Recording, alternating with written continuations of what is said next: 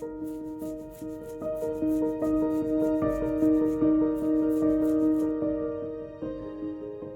few years ago, I was witness to a traumatic scene related to the death of one of my family. It was a horrible experience, and to avoid upsetting other family members who weren't exposed to it, I made a pact at the time never to speak about it with anyone. The funeral of my loved one was lovely, but not long afterwards I could feel that I just wasn't right within myself. Besides feeling flat, struggling with low energy and probably being depressed, the vision of that ghastly scene would recur and haunt me at least once every day. Looking back now, I can say that I'd suffered a trauma, and I was stuck with this image in my head playing over and over. And I was using that trauma to attach to anything that was going wrong in my life.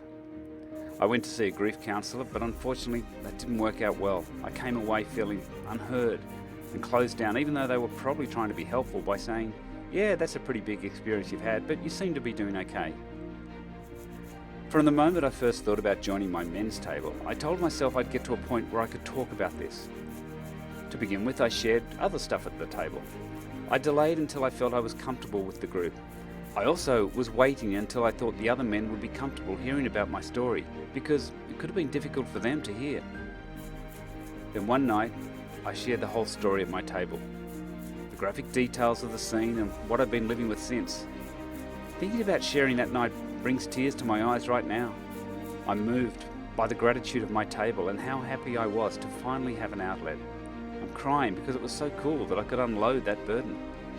Since sharing that night, the stuckness has been removed. It's over 18 months on, and that image has literally only popped into my head 2, maybe 3 times since then. The power of voicing and getting rid of that stuff allowed me to move on in my life. I can now talk to my children with joy as I reminisce about my deceased family member. I'm not saying the men's table is a substitute for professional help. For others, that might be a really important step they need to take. But for me, it was the men at my table, my peers, who were able to help me ahead of a professional. And it's a profound thing to have this group of men in my life.